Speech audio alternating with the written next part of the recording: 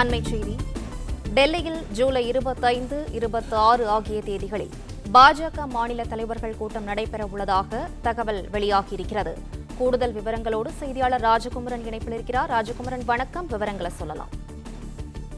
மக்களவை தேர்தல் முடிவுகள் வெளியான பிறகு பாஜகவின் மாநில தலைவர்களுக்கான மிக முக்கியமான ஆலோசனை கூட்டம் வரும் 25, 26ஆம் தேதிகளில் டெல்லியில் நடைபெற உள்ளது.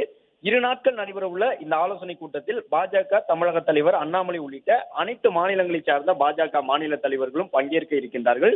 இந்த கூட்டத்தில் மாநில வாரியாக பாஜகவிற்கு மக்களவை தேர்தலில் முடிவுகள் எவ்வாறு இருந்தது என்பது தொடர்பாக நீண்ட ஆலோசனை நடைபெற இருக்கின்றது.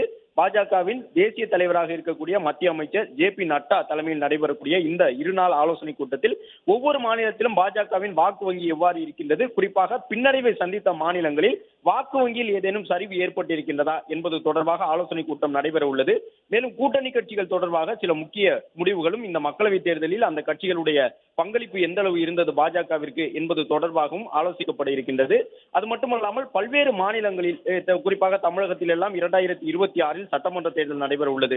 அடுத்த மக்களவை தேர்தலுக்கு முன்பாக சட்டமன்ற தேர்தல் நடைபெற உள்ள மாநிலங்களில் எவ்வாறு கட்சி பணியை மேற்கொள்வது, ஒவ்வொரு மாநிலத்திலும் பாஜகவின் வெற்றி வாய்ப்பை அதிகரிப்பதற்கான யுக்திகள் என்ன என்பது தொடர்பாகவும் இந்த கூட்டத்தில் ஆலோசிக்கப்படும் என்று பாஜக சார்பில் தெரிவித்திருக்கின்றார்கள்.